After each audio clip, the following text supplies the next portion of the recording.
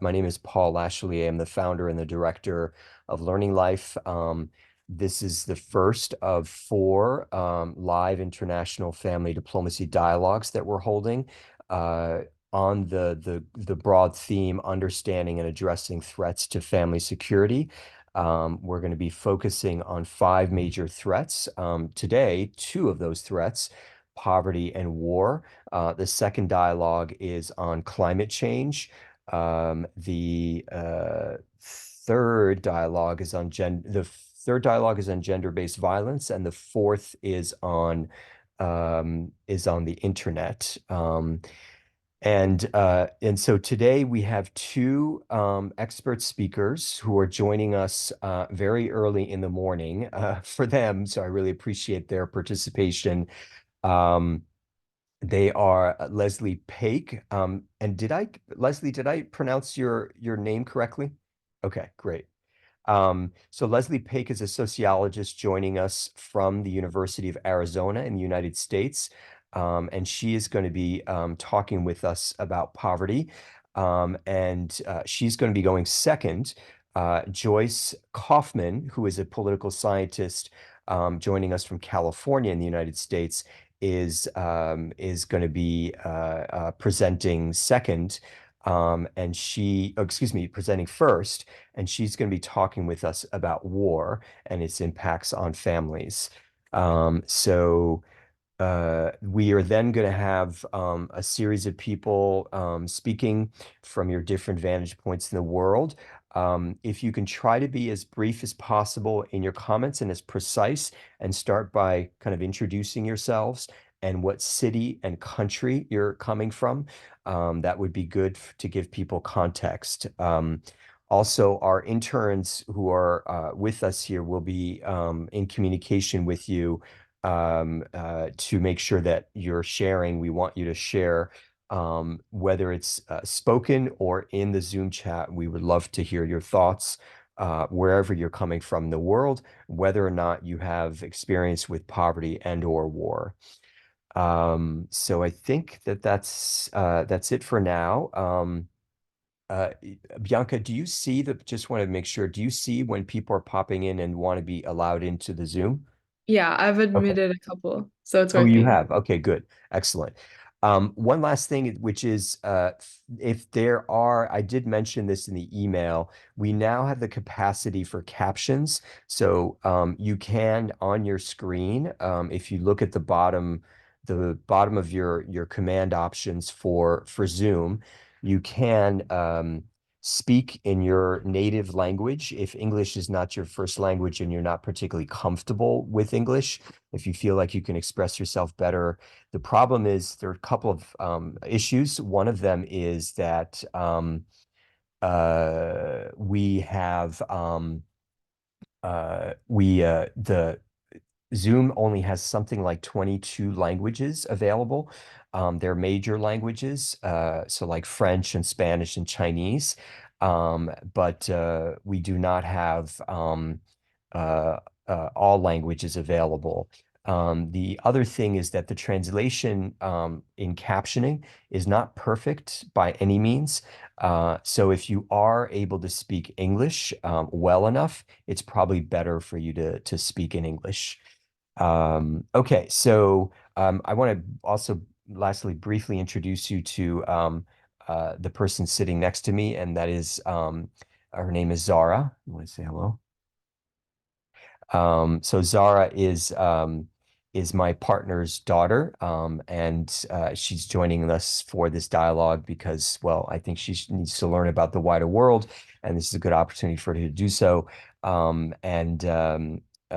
Yeah, but just keep in mind she's 13 years old. I guess we are talking about war and poverty. It's kind of serious stuff, but keep in mind that there's a 13-year-old present with us. Okay, so without further ado, I'm going to have Joyce Kaufman, who again is a political scientist from California, who's going to be talking with us about war. She's going to speak for 8 minutes, and then Leslie is going to speak for 8 minutes on poverty. And so, Joyce, go ahead. Thank you. And can I share my screen? Yes, you should be able to. Okay.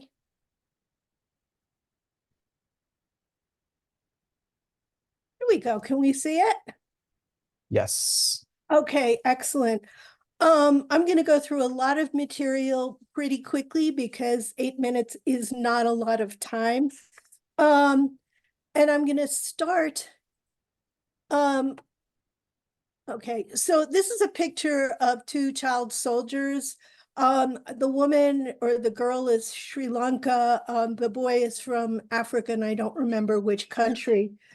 And the heading is War is Not Healthy for Children and Other Living Things.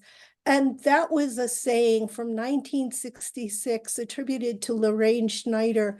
And it really came to prominence during the Vietnam War, but has remained one of the catchphrases about war and the impact it has on children. Real quickly, and this is very hard to read, but the main thing is the graph. And it's the increase in number of armed conflicts in the world. And it's important to note how the number of just armed conflicts of various kinds have proliferated over time. And you can see how they have grown. And this graph captures a number of different types of armed conflict. So you can just get a sense of the fact that the world is not becoming more peaceful. Let's just put it that way. I'm going to start with just quick definitions of war and peace. And I think we all sort of know what they are, but it's important to get an understanding of them. And these are definitions I've pulled from various sources. So war is a condition of organized violence that takes place between or among states or within states. And one of the things that's important about that is that civil or intrastate war is really the kind of conflict that has proliferated. Margaret Macmillan, who's a British historian, wrote, "The strong nation states today are the products of centuries of war." And that echoes something Charles Tilly, a sociologist, said, which is that the modern nation state was born from war, and the military, excuse me, was integral to the existence and continued success of the state. In other words, war has been a part of the creation of the modern nation states and continues to be part of them, whether overtly or covertly. Feminist scholars, and I've done a lot of work on this, remind us that it is the militaristic essence of the states that builds into it a gendered perspective. And there's a lot of work on war and gender. And I'm going to be talking about that in a few minutes. The other point to remember is that conflict is inevitable, but war is not. And that's also an important point. Okay, now what is peace? Peace is more than simply the absence of armed conflict or war. Peace doesn't mean the lack of conflict. Again, conflict can't be avoided, but can be resolved. But what peace is in a more positive way is it deals with trust. It deals with the enjoyment of economic and social justice, the feeling of equality, the assurance of basic human rights, fundamental freedoms. But it's also important to remember that peace means different things to different people, even within any single state and any state in war or conflict. Not all of them envision the peace the same way. And one of the other points that's important to remember is that it's important to prepare for peace during war. You cannot wait for the war to end in order to have peace. In sum, what understanding war or conflict means is relatively easy, but defining peace is much more complicated. Okay, the notion of women and children, and this gets to really the heart of what we're going to be talking about today. Political scientist Cynthia Enloe refers to women and children as if they were one word. And she does that because women and children are often grouped together. They are disproportionately affected by war and conflict. And the conflict specifically I'm going to focus on today as a case study of that is Russia's invasion of Ukraine, which took place in February 2022, just over 2 years ago. As an example of the ways in which women, children, and families are directly affected by war, and you'll see there are a number of direct ways this happened. As of November, 2023, statistics have 10,000 civilians, including more than 560 children, have been killed and over 18,500 injured since Russia launched its attack. And I have seen any number of sets of these kinds of statistics. They vary slightly depending on who they're attributed to, but the main point is that a huge number of civilians have been killed.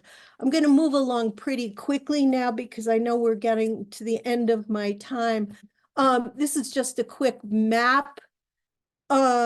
And what I really want to talk about are the various impacts of Russia's invasion of Ukraine on various aspects of family. One of the main impacts, and this is true in any conflict, is migration, the movement of forced migrants and refugees that flee the conflict. One statistic has it that this is Europe's most significant wave of migration since World War II. At least 7 million people are estimated to have left the country. And again, to the point of the topic today, the wave of migration was overwhelmingly female and women migrating with children. Women have said, quote, they only left Ukraine to keep their children safe and have left husbands and other male family members behind. And these are just some pictures of refugees fleeing Ukraine. So one direct impact is migration, the displacement of women and children. Again, of the 5.5 million externally displaced Ukrainians, it's estimated that about 90% are women and children. To the point of today's discussion, as a result of the war and this migration, Ukrainians are experiencing family separation at a very high level. And in addition to the physical damage, it has led to an extreme social burden, not only on those who flee, but on the countries that have been willing to accept the Ukrainians, primarily Germany, Poland, and the Czech Republic. Okay, now, it's important to note that not all women have fled, and this is another aspect of the impact of war on families.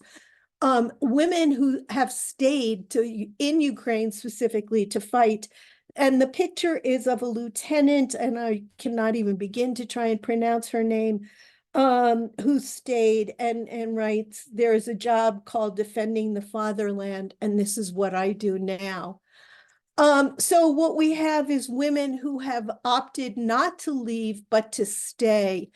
And as of the end of 2022, more than 60,000 women were estimated to be in the Ukrainian armed forces, making it one of the most feminized militaries in Europe. Why did women choose to stay and fight, which is certainly counter to the gendered perspective of women and peace? And it turns out women stay and fight for the same reasons men do. And this is true not only in the case of Ukraine, but has been a consistent pattern in every case that I've studied of women who choose to engage in conflict. One of the things about this is that women have said, and these are women who have been interviewed, we need to defend our children, if not us, who? These women see themselves as critical to the defense of the country, but also to the defense of their families, of their children, and to the future. Real quickly then, summary. War and conflict tend to affect women and children disproportionately. And again, Ukraine is just a case study, but this is true consistently across conflicts. The other side of that is women are often better positioned to work for peace. And a lot of the peace initiatives that we see in various conflicts come from women, often at the community level, rather than top down, bottom up. Elizabeth Porter calls this women can dialogue across difference. Women come together because of common values, and one of the best examples of that is women as mothers, who share values, experiences, and can therefore transcend differences even during conflict. Women are most affected by conflict even before it breaks out. Guns and butter trade-offs affect women, and especially social safety net is affected. Peace is imagined differently by different groups, and the notion of imagined peace is really something put forward by women who look at not only what the world looks like now, but what it's going to look like in a country after conflict, where they're dealing with more gender equal future realities for themselves and their children. And the last point I want to leave you all with is working for peace has to start during war. So I think I'm within my minutes. So there you have it. I'm going to stop sharing, and I'll be happy to answer questions. Great. Joyce, thank you. We're going to proceed directly to Leslie Paik, who's joining us again from sociologist joining us from the University of Arizona in the United States. Leslie is going to be talking with us about not war, but rather poverty and its impacts on families. Hi, let me just to clarify, I'm actually from Arizona State University, not University of Arizona. So sorry about that. That's okay. I don't particularly care, but just in case my president might find out. So anyway, it's a pleasure to be here. I apologize in advance. I'm actually at home, and so if my dog starts barking, she's participating as well in the dialogue. So let me just share my screen as well. So how do I make this bigger? Oops. You'd think after all these years, I would know how to. We could see your slides very clearly. Okay, yeah, great. All right, so again, thanks for letting me be here today to speak. Just also, I tend to speak very fast, so I will try to slow down. But if there's something you need me to repeat, just raise your hand or ask me in the Q&A. So just some general. I primarily will be speaking about poverty in America. So just to give a quick overview, and these are the official poverty statistics in the United States. So almost 1 in 10 families live in poverty. And then 1 out of every 6 children are living in poverty. And that's in the very restricted official poverty measure in the United States. But just to dispel some of the sort of myths about who are poor. Most of the people who are poor are working or living in houses where people are working. So there's a common misconception in America or perception that the poor are just, they don't want to work, but most of the people are working in a household of someone who's working. And if they are not working, it is typically because they are disabled, they're going to school, or they can't find work. So it's not the sense of people not wanting to work. And poverty in America is disproportionately affecting people of color. So those are just a few sort of snippets of people who are poor in America, families who are poor. And again, the sort of, as a sociologist, I focus a lot on structures and the ways that structural causes for social problems.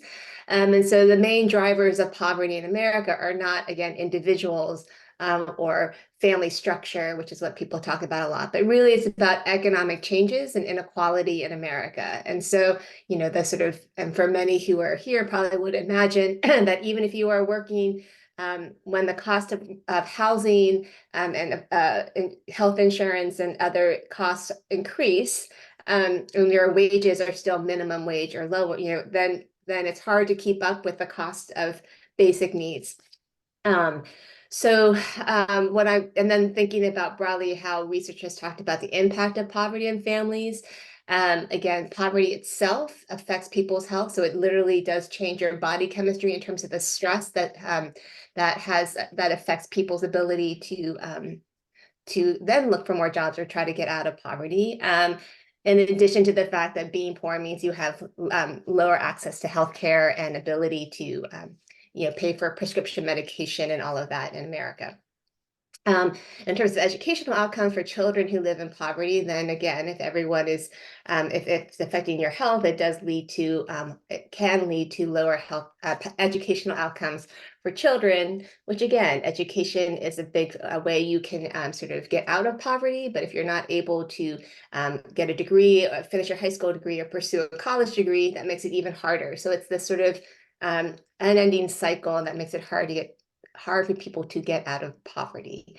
One of the things I wanted to talk about, at least in America, is the role of the state or government responses. And so, as all of us know, right, we are during the pandemic, there was an increasing investment in sort of all of in our country, but typically in America, it's been more of a limited, punitive, or criminalizing way of responding to people who are poor, people in need.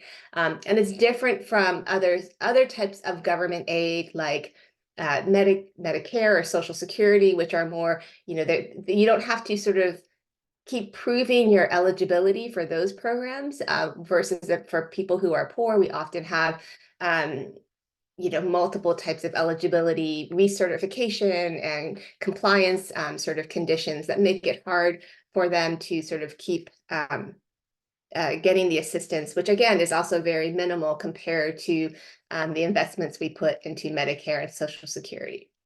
And so the reason I brought up the pandemic is we see actually in recent years an attempt to move more towards a less criminalizing or less punitive way of thinking about responding to people who are poor. And so there's more, and this is actually a worldwide sort of attempt to think about guaranteed monthly income or those sort of monthly cash programs where they just give them to families to spend as they see fit. And those have shown to be very effective. If you trust people to spend the money for what they need versus making it conditional, they tend to do you spend it responsibly on things like food and shelter and other types of basic necessities. Sorry, I went backwards. And the last thing I want to say about the CARES Act, the Pandemic Act, is that was when the government responded to giving more generous unemployment benefits, protected people from getting evicted from their housing, expanding public Medicaid, health insurance. And we saw the largest drop in child poverty in America in recent years. And after those sort of temporary government investments expired, child poverty doubled in the last year, right? So there is the role that government can play to support families and has a greater impact. And so in the remaining time I have, I'm just going to talk a little bit about some findings from my book, Trapped in a Maze, that came out a few years ago. And really, this is talking about not just government in this broad sort of perspective, but sort of how is it that poor families trying to seek help from institutions, government institutions in America, how is it that can itself perpetuate inequalities and poverty? And what I'm arguing is these institutions make it difficult for poor families to get help. And when you have more than one institution working with families, it sort of is this cumulative effect that makes it harder to get out of it. And so I go into it in much more detail, which I don't have time to talk about. But what I want to focus on is just thinking about how we can understand what it's like for families going through this kind of institutional experience across multiple institutions where they're constantly being seen as suspicious or as not worthy of help, right? And how is that sort of interaction across many institutions itself being a driver of poverty? And so what I'm going to do is just explain. I don't have time to go into great detail, but I just want to talk about one family, Lacey Lopez and her, who's a 50-year-old Latina in New York, and her 15-year-old son, Kobe. And these are all fake names, so just for confidentiality's sake.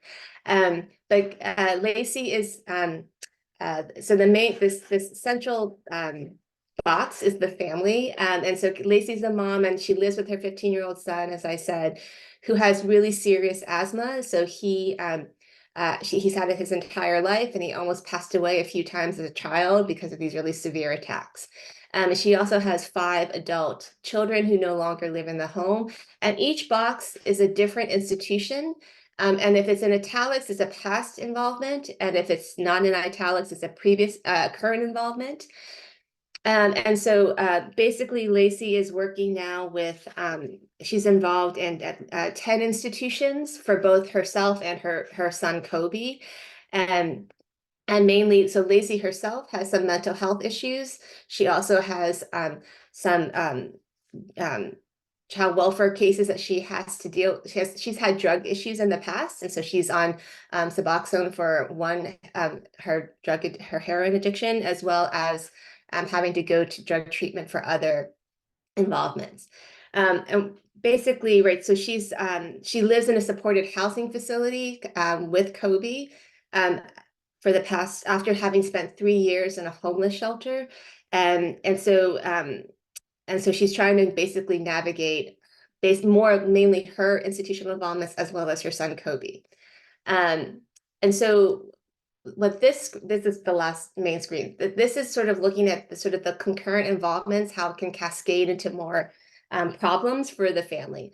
So in September, Lacey had to go to the ER because she cut her hand at a party.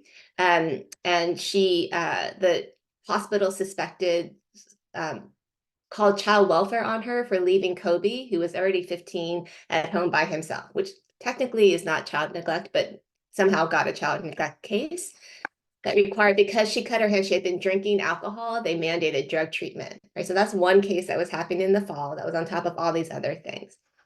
She's living, as I mentioned, in a supportive housing facility where there's a caseworker, a social worker that helps her sort of navigate all these, navigate mainly the paperwork for that institution, but she turns to her for lots of other help.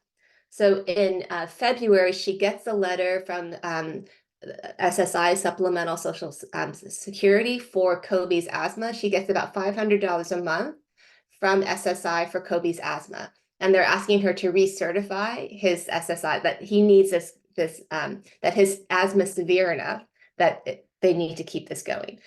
So she turns to her caseworker for help, and also she has to get Kobe's doctor from another hospital to certify that this is still the case. She also, as I mentioned, she had mental health issues. She takes medication for her mental health issues, which is like severe depression and anxiety. But the side effect of that medication makes it hard for her to sort of understand all the different rules of the different rules that the institutions are requiring. So she gets her psychiatrist to write a letter to explain that she has difficulty, and that's also to help explain why that might take her longer to fill out all the paperwork. But all of that is, I say that all to say, she has people from 3 institutions trying to help her, and yet she's not in control of any of it, right? So she's waiting for the doctor to fill out the report. Takes a long time. The point is, she turns in the paperwork, it gets denied because it was past the deadline. And the doctor didn't fill it out the way that SSI wants him to. So then she loses $500 a month, which is the main sort of income for her and her son, Kobe. So then they have to go on public assistance. So she goes from $500 a month to getting $80 a month.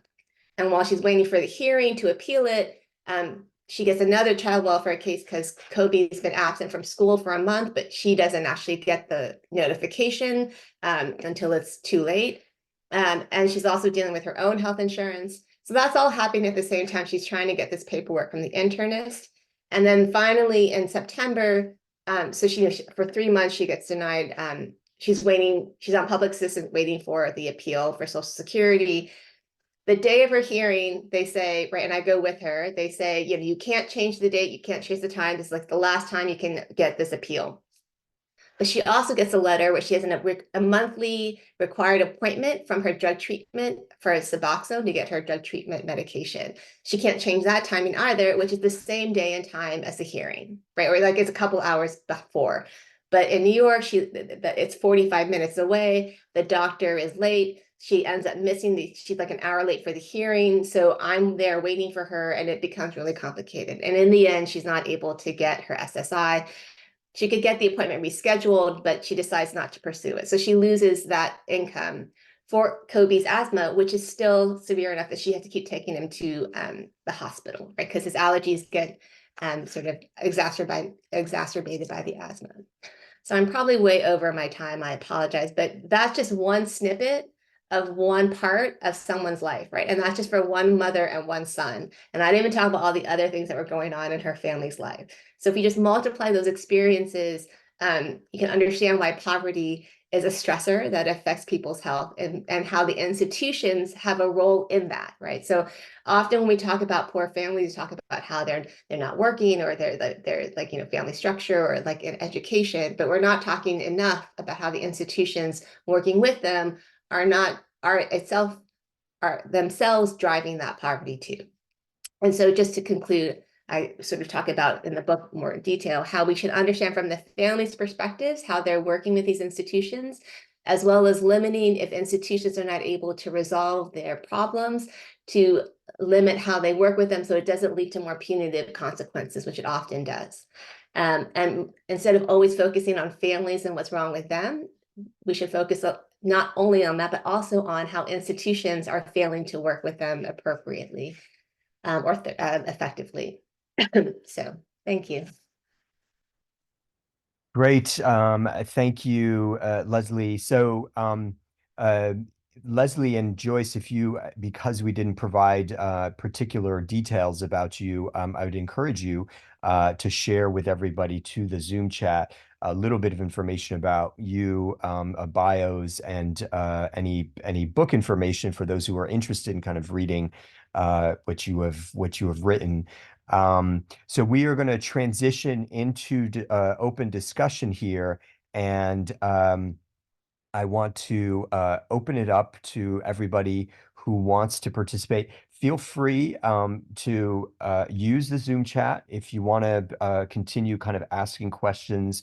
If you don't feel comfortable speaking, we'll look at your questions in the Zoom chat, but you can also comment freely and interact with each other in the Zoom chat. We record everything, this video recorded, and we're recording the Zoom chat as well. So we encourage you to use the Zoom chat to talk with each other, but we also want to hear from you spoken. But just keep in mind, there are a number of you here, and we want to hear from various people. And just a reminder that you should tell us what country you're joining us from and what city you're joining us from when you speak. So one last thing, it would be helpful if you use the electronic hand up. I'm going to at least try to show you where that is. Here they are. So I'm using the electronic hand up, which is, I think, right. So hold on a second. There. So I just put my hand up. So if you're not familiar with it, you should see kind of a reactions button at the bottom of your screen on your Zoom, and just click the hand raised if you would like to comment or ask a question.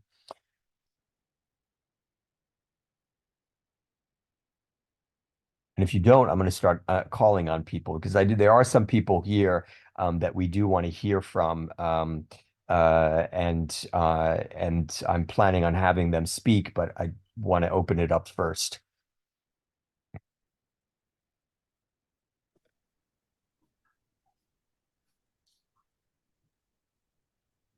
I can ask I don't know if it's on point because I came in a little late, so I'm sorry, but I was going to write in the chat. Sue, please introduce yourself, where you're coming from, yeah, city, I'm country. Suzanne Lachelier. I'm in Washington, D.C. I'm a criminal defense and human rights public defender and human rights attorney in Washington, D.C.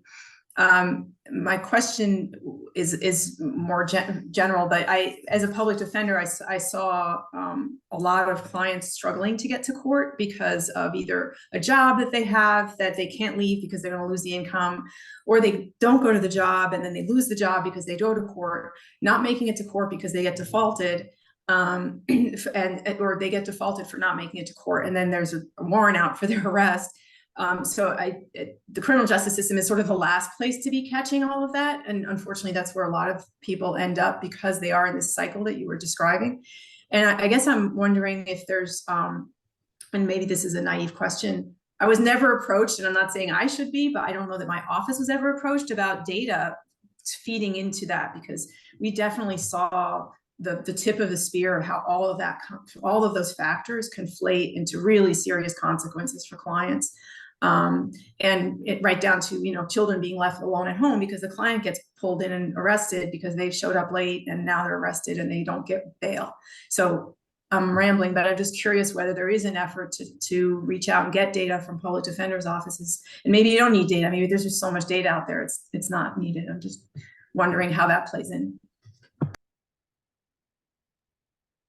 Well, yeah, I mean, I just quickly respond. I mean, most of my work is on the juvenile justice system, or and so this book actually came out of my attempt to understand how the court better understands family involvement in juvenile court, and a lot of it was for all these issues. And so what I would say is, so yes, there is, you know, my work centers on that, and sort of how is it that the court understands that, but also doesn't. And so for a lot of ways that you mentioned, because a lot of, at least in America, these institutions are very siloed, or if they're not siloed, they end up blaming each other. So I had a lot of families in my study where they talked about, you know, the kid is on probation, and the moment the kid is on, so the family is enmeshed in the child welfare system, mainly because of reasons for poverty and racial injustice or discrimination, right? And then once the kid becomes, you know, older, then they get on probation because they get arrested. And then as soon as they do that, then the child welfare system starts to blame it, pushes it on probation.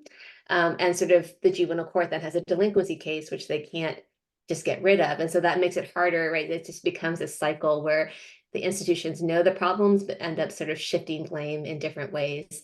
As much as we keep talking about coordination of services, it's really all we're doing is adding more layers of responsibility, rules, and compliance that are individualizing these broader social problems, which I would argue is mainly poverty. Yeah, thank you. I think what would be interesting, in part because Leslie was focusing on the United States, and in the United States we have large government institutions that are present in people's lives. You know, oddly enough, one could argue that in some sense we have successful institutions to the extent that that people are encountering all kinds of ways in which government is at least trying to help. In other countries of the world, the government is not necessarily trying to help. It's incapable of helping. And so it would be great to hear the voices of other people in other parts of the world where you find kind of a different experience, whether it's your own or other people's experience with poverty and or war, obviously. Francisca, if you could just let us know what country and city you're joining us from and what you do for work, please. Yeah, hello everyone.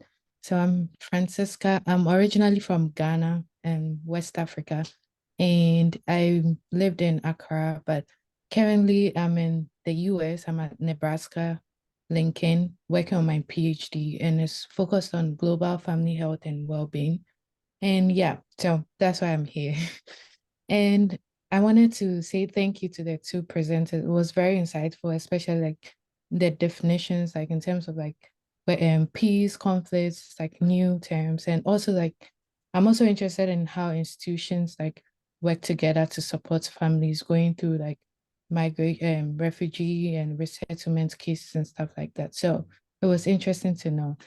And for Ghana, I know there's like ethnic conflicts that goes on, and that kind of thing, tribal conflicts and things that go on in some parts of the country, but it's not really like it's not in the news, you won't find it.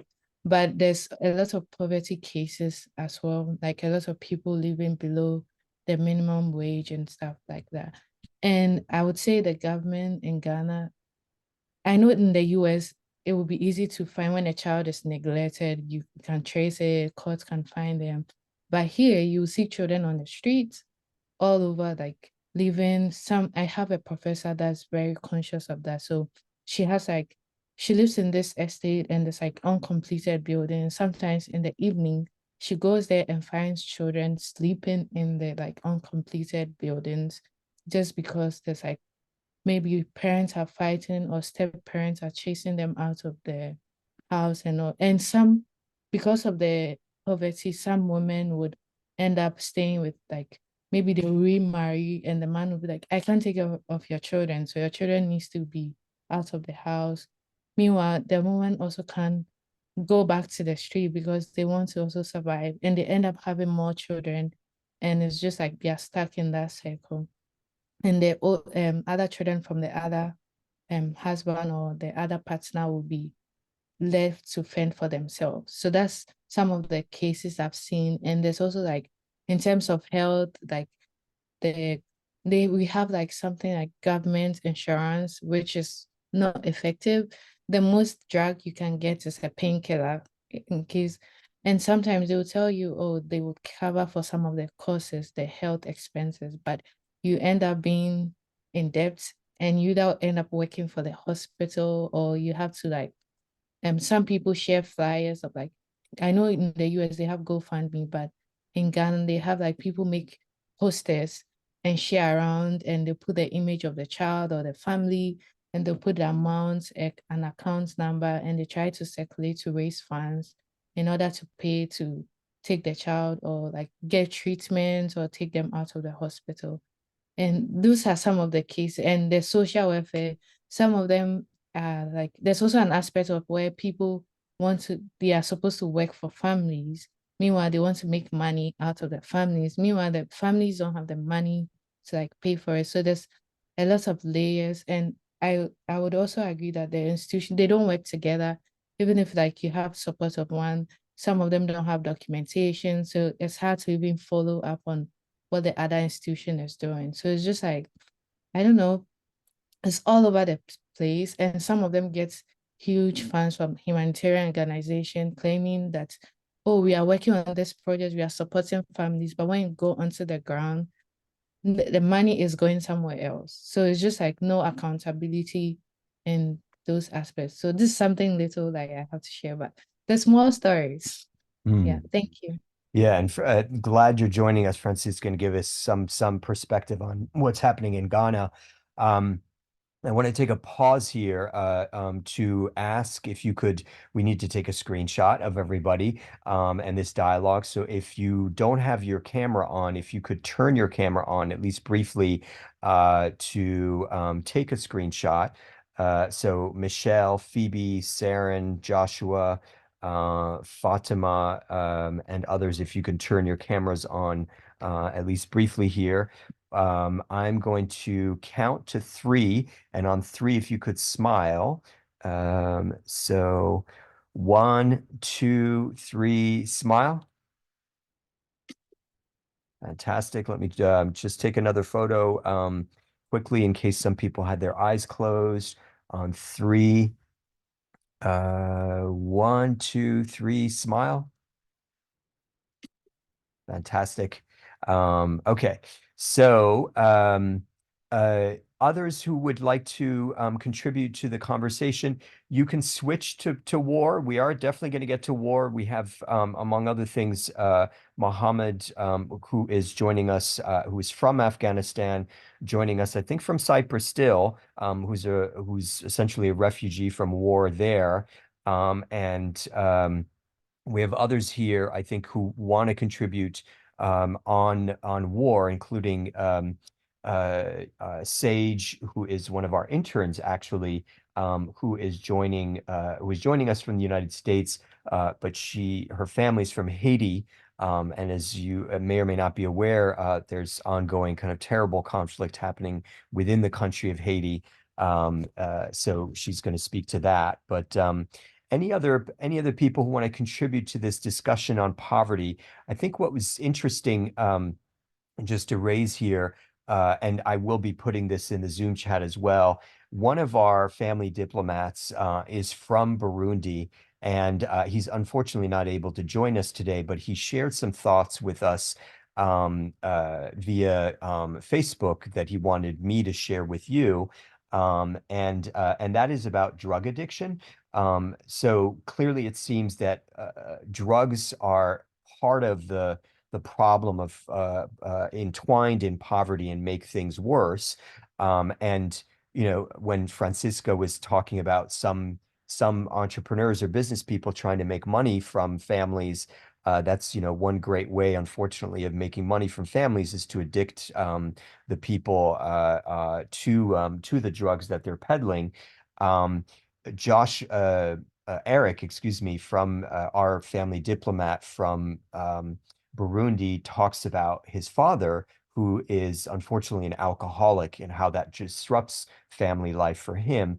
And so I'm wondering if any of you can speak to that problem of drug addiction and the ways it is entwined with the poverty problem and how it impacts families. Bianca? Yeah, so in my sociology class, we actually read a book called Evicted that dealt mostly with how the structures of eviction and the court processes that are very inaccessible and housing voucher programs that are exploited lead to a cycle of poverty. And it was based on actual ethnography done in Milwaukee, I believe.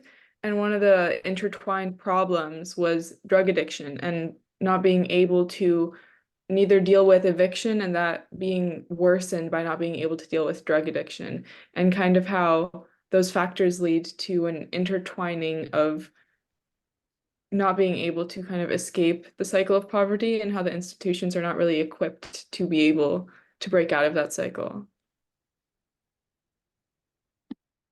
Others here. So we have Juliana, who's joining us from Brazil, and I'm wondering if you have some perspective on this, because Juliana is one of our family diplomats who's spoken before about mental health.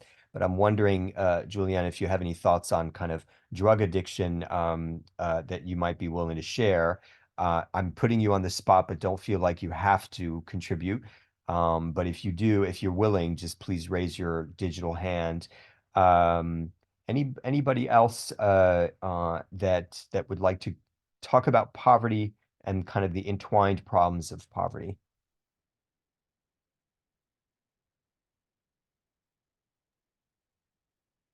I'll just say there's a couple comments in the chat, so I didn't want to, and I don't want to commandeer this conversation about it. So, but just a quick thing about drug addiction, at least in the States too, right? When you criminalize it, that only exacerbates the poverty, right? And so, or if you don't have enough supports to help people get out of poverty, often people turn to alcohol and drugs to cope, and then you criminalize it, just adds to the cycle. So there's this one hand, we over criminalize and over police people who are, who have drug issues, and at the same time, we don't give enough access to treatment that is, for people who truly need it. So it's kind of this double-edged sword kind of belief. And just to respond to the one comment about what family strategies or models could be replicated from the US to other countries. When I was talking about the conditional cash transfers or the guaranteed monthly income, giving cash to people in ways that are not related, where you don't expect them to document how they use it, but to trust them. And if they get, that's been a model that's been pioneered in Brazil and India and other places and has been extensively studied. And they've all, in different ways, have had, and often if you give it to the women and they form communities where they can collectively invest or use and save, and really rely on that community model within villages or other places, other sort of groups, that has been the best that has shown promising results. But I don't mean to keep jumping in the conversation. Oh, Leslie, that's great. And you know, you're both you and Joyce are welcome to chime in at any point here. I want to emphasize that. That was a great contribution about kind of guaranteed minimum income, I guess, is what some people are talking about. And you know, really interesting experiments that have been done on that. So Samantha is joining us from the United States, but is from El Salvador, or her family is from El Salvador. You had this comment. I'm wondering if you can elaborate about this, about kind of the relationship that Leslie raised between work and poverty. If you could talk about it from your vantage point and what your experience of what's happening in El Salvador, and I guess migration to the United States as well. So, my parents actually migrated from El Salvador, and my dad and my mom both had to drop out early out of school in order to work and support their family and help out with the bills. And they're one of the few cases that I know of that didn't like get into gangs and like get into bad footsteps because they were out in the streets. And even today, they tell me to prioritize my education because they regret it so much. And they're like, that's the only thing you have that's yours in the world that you get to keep. Because money comes and goes, relationships come and goes, but like your education and your knowledge is yours. So they're always like hard on me to continue studying and to prioritize that over everything because of the regret they have. But if they could have had it any other way, like I have it, they would have stayed in school. And like they didn't really have a choice. So they prioritize that a lot. And I know of many cousins of mine who drop out and go into like jobs. And if not jobs, then they join gangs in order to make more money and like easy money. Yeah. Mm. And that's both in the United States and in El Salvador, or Yeah.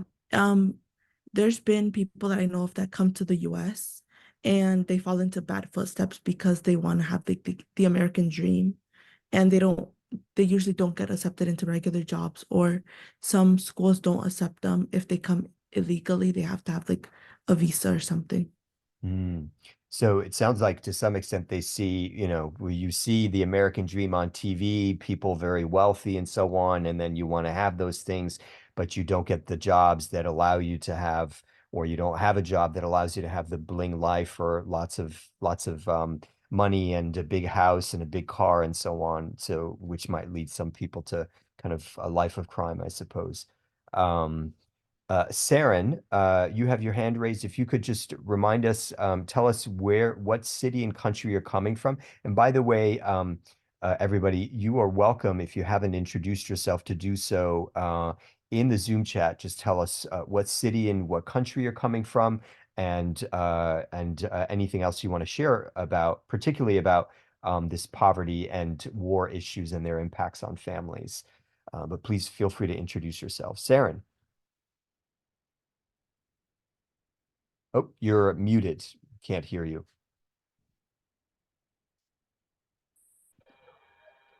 Sean Obia is my name. I'm a Yes. Cameroonian. I only the capital criminologist and Oh, Saren, while you speak, what I would recommend you do is turn off your video. Turn off your video while you speak. Then that should make it easier for us to hear you. Yeah, I'll be talking about the situation in my country, how poverty affects the community, particularly with the crisis in the two regions. It has brought to massive migration, and young ladies have engaged into some deviant behaviors like prostitution, and young fellows, particularly people in secondary education, boys, they engage into scamming to sustain their family. Some also follow the American dream by passing through the desert to get to the US. while others go into online dating, trying to get in with a white lady who is going to facilitate them to have documents and then nationality. In relation to security and poverty, there's a lot that needs to be done in Cameroon, particularly with youths. They are discouraged with the present situation. A part of the crisis, there's also war in the northern part of our country. And this has led to a challenge in even feeding. We come to famine, that takes us to famine. Many Cameroonians cannot even feed themselves. And it's very challenging. That's why we see so many United Nations organizations in Cameroon. We talk about UNICEF, just to name that. We talk about the UNDP, UNESCO, who is trying to boost back the morale of the young fellows about education. And now the government is trying to limit exit from the country. And this is a challenging situation in Cameroon. I think we're going to get out of this. Thank you. Saren, thank you. And I don't know if I pronounced your name correctly, but I appreciate your comments. So you may not have heard everything that Saren said because there was some interference in the background, and then also maybe some accent issue, and also the sound itself wasn't particularly good. But Saren, if I'm understanding you correctly, he's from Cameroon. Cameroon is, and as far as I'm understanding him, there is a conflict. So there's both war and poverty in their country between English-speaking and French-speaking portions of the country. And in fact, one of our family diplomats, who's not here with us today, but is from Cameroon, but currently lives in the United Arab Emirates, and has fled essentially the conflict. His family's house was burned down during the conflict, and so. But Saren was talking about a variety of issues, including, interestingly enough, prostitution as part of the problem of poverty is that. So women are forced in various ways to engage in whatever employment they can get. In some cases, it's prostitution, which makes them vulnerable to all kinds of abuses, as I understand. And then also he mentioned that UNICEF and UNDP, so it's the UN Development Program, I believe, and then UNICEF is the branch of the United Nations focused on children, are in the country to try to help out. So there's these international institutions that get involved in times of conflict and in times of poverty, to varying extents, to try to help with the situation. Others who would like, actually, because we have about 25 minutes left, I think we should probably transition and talk about war more. And what I'd love to hear from are a couple of people to start us off in this conversation, who have come from different parts of the world but have different perspective. And I want to start with Mohammed Siavash, who is one of our family diplomats from Afghanistan, who is joining us, as I understand it, from Cyprus. But Mohammed, if you could just tell us a little bit about your family's experience briefly and how war in Afghanistan has impacted your family. Hello, it's nice to see you all again. I mean, after a long time, I'm really happy again. Actually, I joined the meeting very lately. I didn't understand the first part about the poverty, these things, but yeah, let's keep going on war, actually.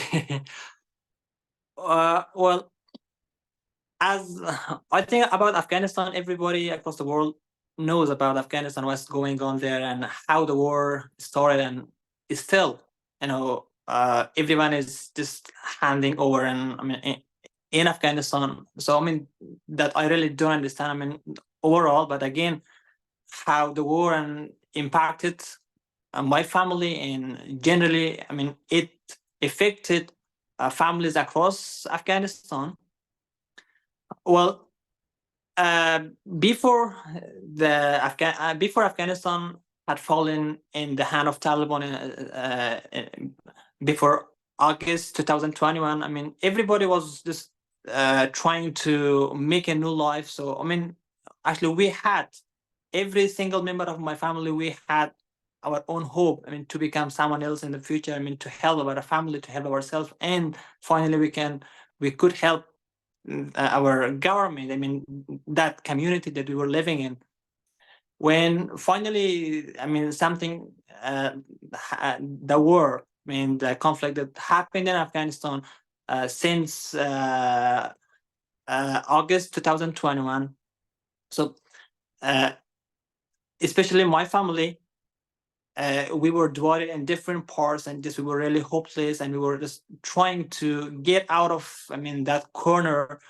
That now, I mean, you see that I'm in a different country, and my families are also refugees in Iran. So they're struggling with work and with refugee crisis in Iran, and I'm struggling here.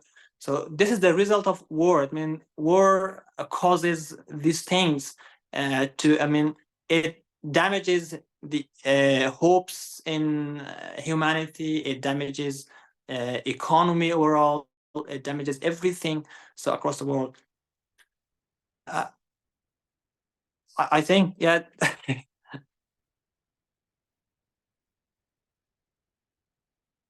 Oh, sorry about that. Mohammed, would you just clarify, where is your family? So where are you and where is your family? Because I think this speaks to the, you know, the ways in which war divides family and spreads them out, as Joyce was pointing out.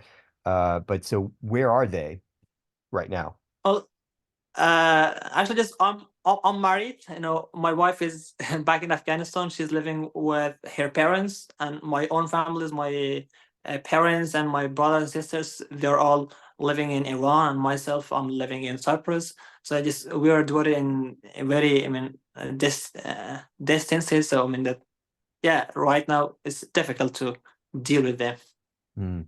And can you tell us, how is your wife doing? She's living with her family in Afghanistan. Conditions, it appears, are difficult there. After war, there's been, you know, a drop in the standard of living, it seems, for people in Afghanistan. Can you tell us more about how is she and her family doing? Well, I mean, as everyone knows about, I mean, the rules, the regulation that the Taliban had before, I mean, this time, and also they have the same rules, I mean, this time. And as my wife, you know, is living in Afghanistan, so I mean, as she told me in the past 2 years, and right now she's telling me about the strict rules about the women in Afghanistan, about the work, everything in Afghanistan. So that's really, I mean, worse than the other years, and the women cannot get out with I mean, freely without their hijab. We say wheels, and they don't have any options to go alone, and wherever they want to go. So they should have their brother or their husband or their father, one of their family members, as their companions. So living in Afghanistan for women especially, so it became very difficult, yes. Mm-hmm. And also the education about the schools, they haven't opened yet for women. That's also a very important point for women in Afghanistan. So that's a part of society in Afghanistan, because no country, it means the countries cannot improve without the women. So that is a part of humanity, actually, yes.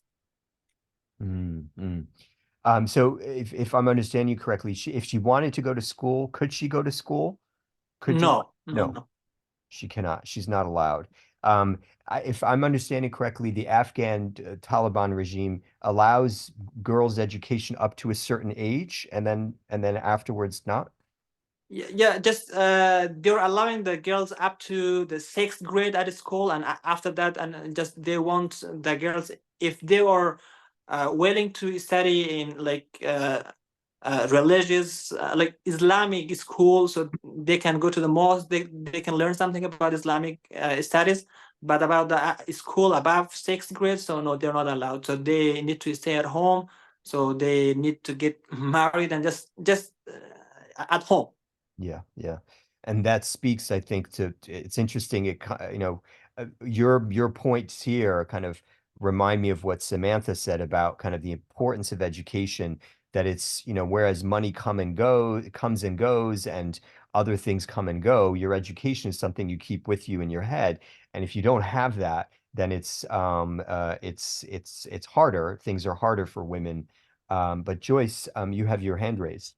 I do. I just thank you for that, Mohammed. I just want to respond to something you said about how before the takeover by the Taliban in 2001, how your family imagined what Afghanistan would look like after the conflict ended. And that speaks to what I referred to earlier as imagined peace.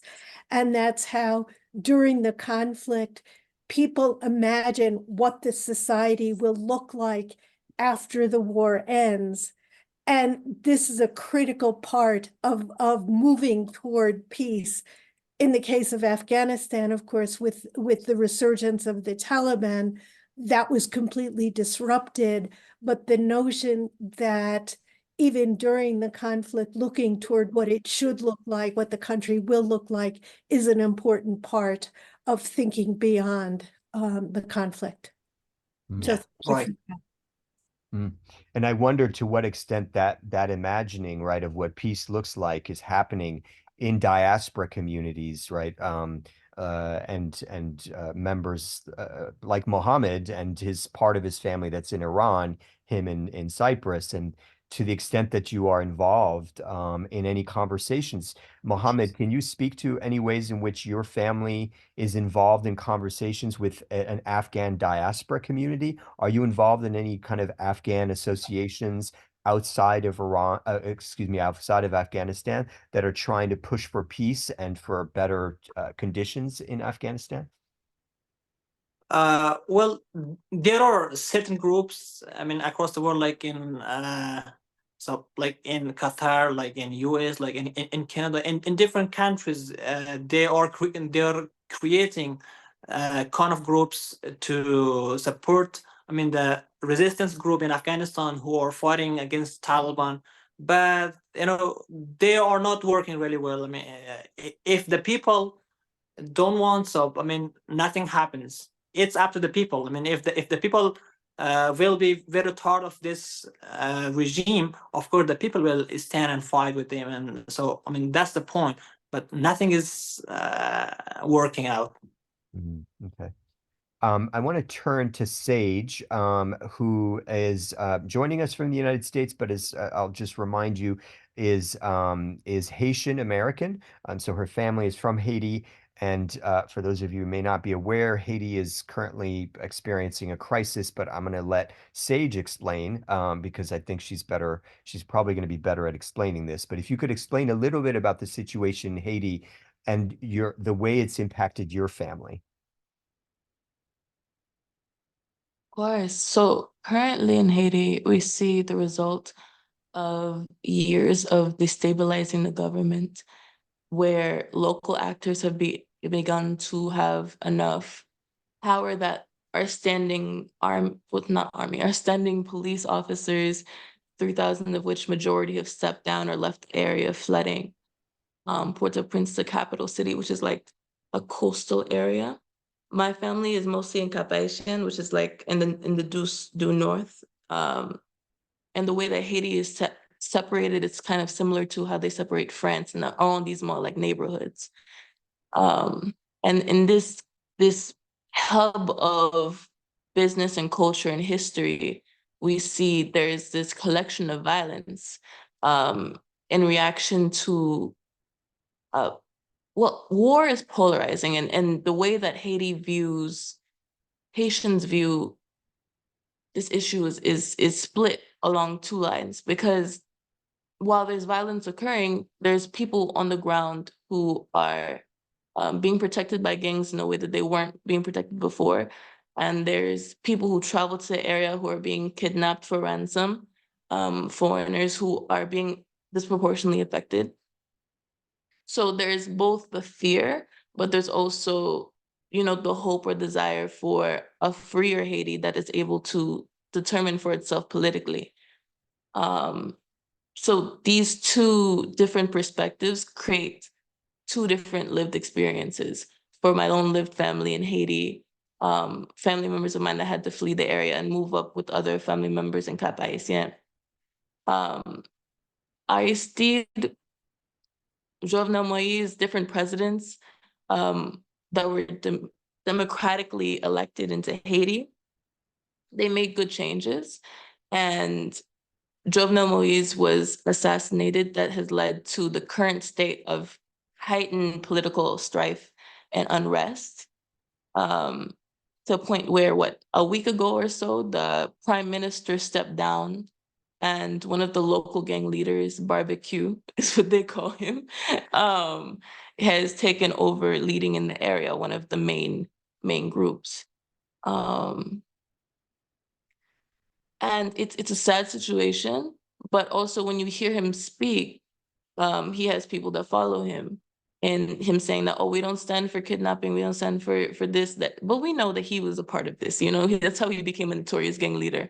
But there's a desire for Haiti to be able to stand on its own 2 feet without foreign intervention, but also for different expatriates like me and people who have become pessimistic or disillusioned in that we cannot begin to stand on our own 2 feet without foreign intervention. But what does foreign intervention look like that's not harmful or beneficial, that doesn't harm the region further? Yeah. Sage, can you talk a little bit about your family? So where is your family? You have family in the United States and you have family in Haiti. And how is your family in Haiti doing, if you don't mind sharing? Of course. I'm in contact with my cousins and aunts and uncles, but my grandmother that was in that had her property near the heart of the conflict, I haven't been able to get in touch with her for the past 2 days. I'm waiting to hear back. But my family, we have, like, in other regions, sorry, I'm like trying to think of how best to phrase it. In other regions, when there's so much strife, people have to leave these impoverished nations, get money, and send it back to their families. So we're always in contact. Us in the US and us in Canada, us in New York, us in Grenada for like medical education. We're sending money back to our family. And my niece, she had to stop going to school for a little bit in the midst of the crisis. The price of gas has skyrocketed. The price for different resources that we usually are able to, we have to rely on importation because of lack of government infrastructure and policy. All of these issues are occurring at once and affecting my family disproportionately. But I can at least say that most of them are safe. And your family is sending money back to your family in the United States is sending money back still to and able to send money back to your family in Haiti? Because I imagine if things are not working well, nobody's able to go to work and get money from work in Haiti. Is that correct? And what's going on?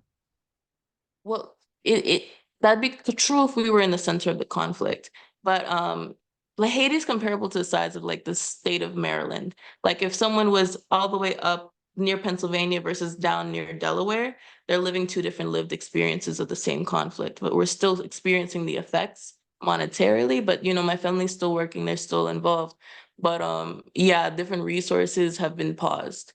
But yeah, we're sending money the best we can, and we have to support each other, It's yeah. And so they're not in Port-au-Prince, the capital, your family. Okay, I see. Yeah, because it seems like the center of the conflict is in the capital, Port-au-Prince. Okay. Um, others others who would like to contribute, I'd love to hear. I don't know if Shichi is joining us from China. She has some thoughts that she has shared to the Zoom chat on poverty in China, with some interesting thoughts. But I'm wondering if you would like to speak up about this.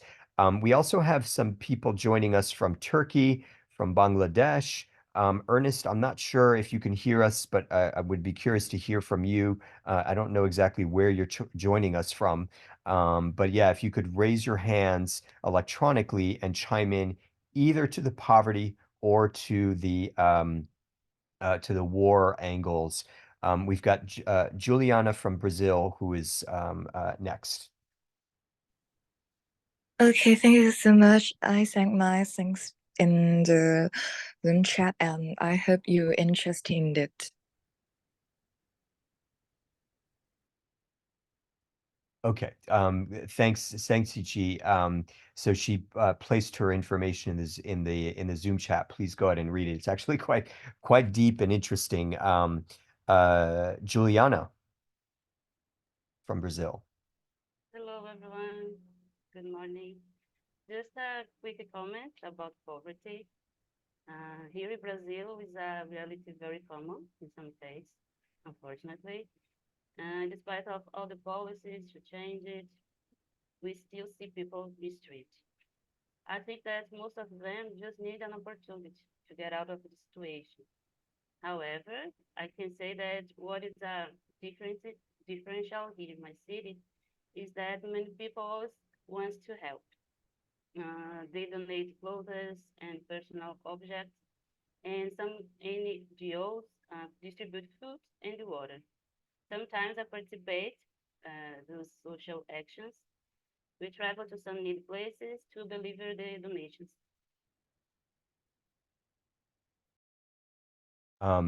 Juliana, did you say that you sometimes travel to deliver aid to people in poverty? Is that what you said? Yes, we travel to some needy cities that is really, really poor and distribute all the donations that we got from the main city. Mm. So you do that within your city. And what city are you in Brazil? Salvador, the city, and the state Bahia. Okay. Salvador, And Bahia. so how often do you do this? How often do you try to help out? And do you do this through your church or some other institution, some other organization?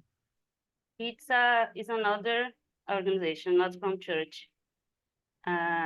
We travel monthly, but me right now only can travel twice in a year because of my work, sorry. But they keep traveling monthly. Basically, it's monthly. Gotcha. And so you're going to, it's within your province, or it's to another province that you're going to help people? Most of them is in my province, but sometimes they travel to another state. In 2018 and 2019, we traveled to two other states, Alagoas and Pernambuco. Is from Northeast too. Okay. We have thanks Juliana for chiming in on this. I would love to get, before I want to finish off, but because we only have about 5 minutes left, with comments from Joyce and from Leslie to kind of conclude and respond to what's been said. But before that, any other comments? Would love to hear, for instance, from Joshua, who is joining us from Uganda, or Maham, who is American but joining us from United Arab Emirates, or from Nusrat in Bangladesh, or from Begum in Turkey, if you guys want to chime in either on the poverty or the war before we conclude. Maham, go ahead, and then Joshua, I don't know if it sounds like you look like you're about to participate, but please do if you're willing, but you got to raise your electronic hand so I know who wants to participate. Oh, hi everybody. Yeah, so I'm an intern here and at Learning Life. So I just wanted to quickly chime in. Me and Nusrat were actually just having a little conversation in the chat if you guys want to go ahead and read that. But I feel Nusrat is from Bangladesh, but I'm from Pakistan. My family's from Pakistan.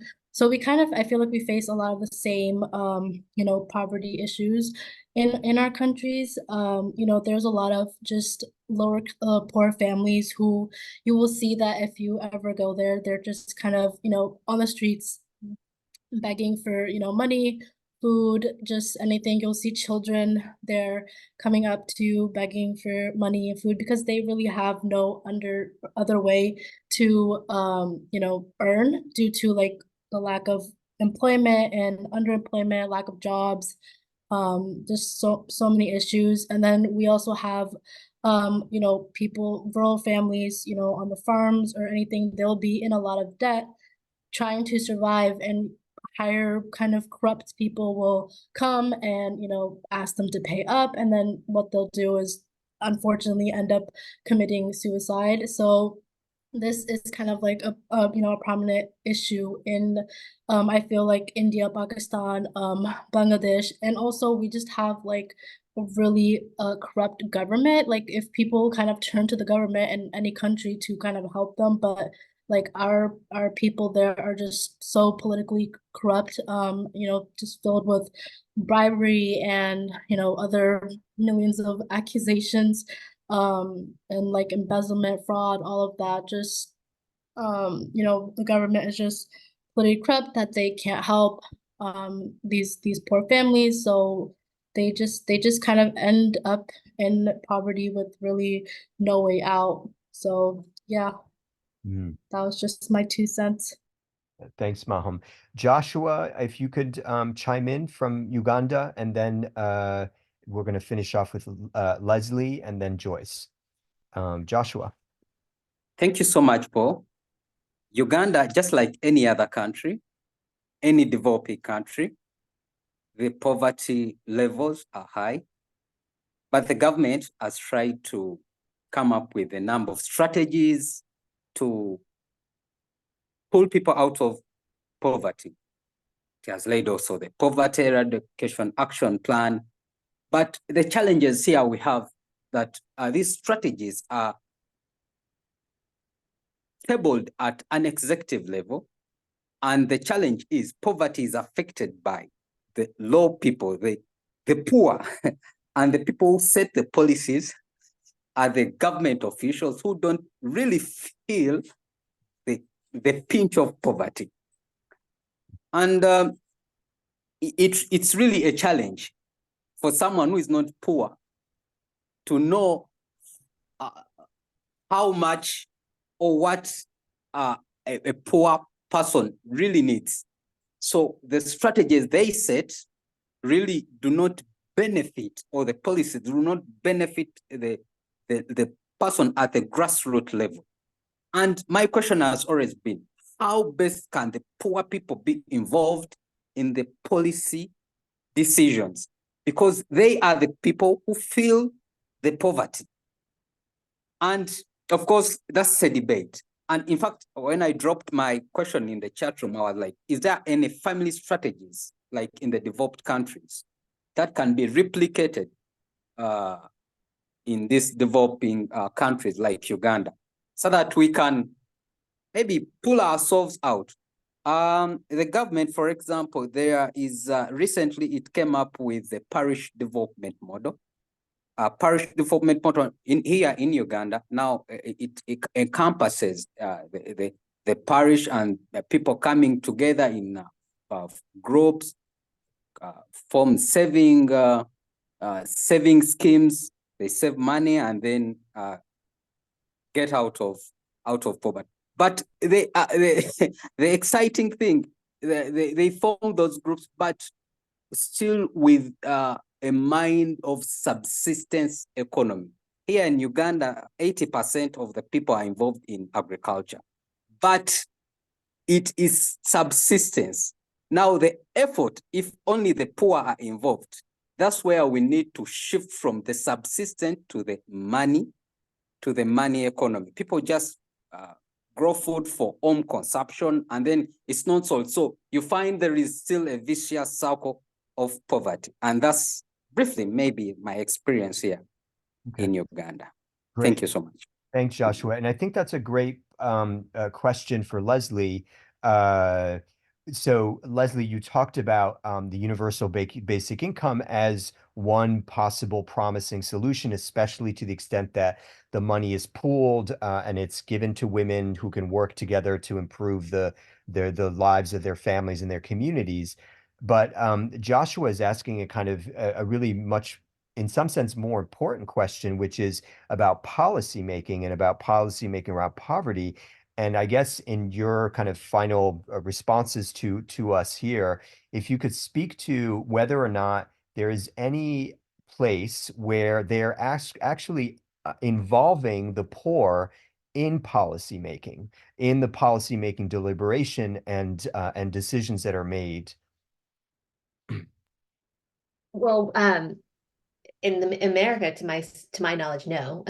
So I think I should just clarify. I don't want to make it sound like the government has no role. I mean, they have a unique role if they are in certain areas where they could have tremendous effect, right? And that's why I brought in the sort of CARES Act from the United States, that if we have the political will to invest in all families, and this sort of goes back to that the sort of what Nusrat was talking about corrupt governments and also the stigma of poverty. If we just take out this differential of the government helping poor families versus older families versus whatever, but they're just helping their citizens or their residents who live there and just treat us all equally, then the government has a unique role where we can we don't pit groups against each other, right? And then to the extent that there are countries in the world where there is extensive corruption, which I fully understand too and appreciate, I think there's also just this way of how can we as people, regardless if we're classified as poor or working poor, that there's that sort of debate. Like if we could just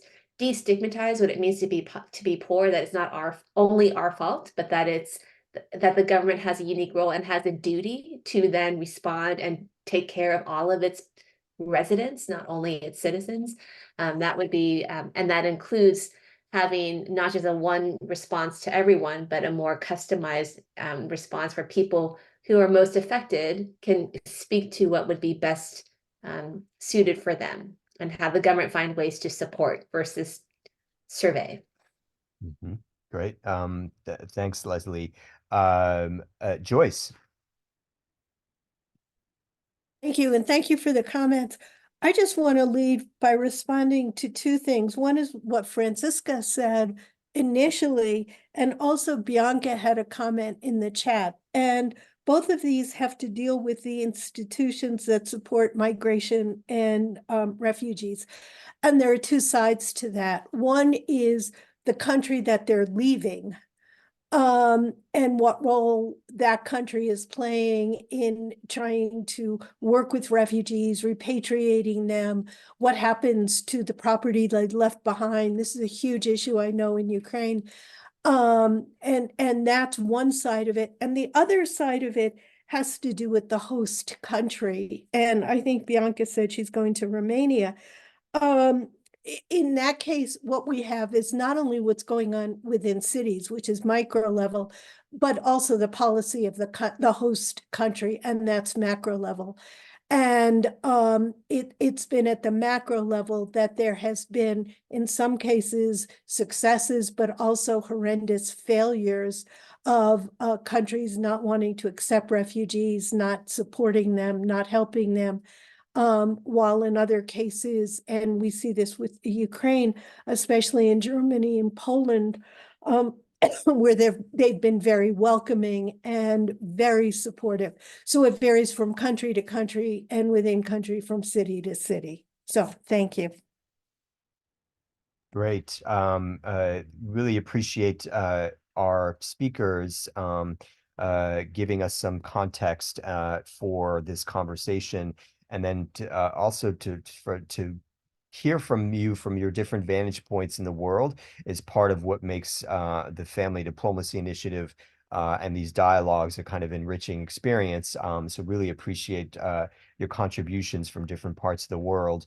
I just want to remind you, our next dialogue, there are 4 total dialogues, and the next dialogue is April 17th, excuse me, April 14th, on families and climate change. And so I know that some of you here will have, I'm thinking in particular of Nusrat in Bangladesh, will have a lot to say about that. But we will then have, we will be finishing these series of dialogues this year with gender-based violence on May 12th, and then the impact of the internet on families on June 9th. So with that said, thank you everybody for your participation.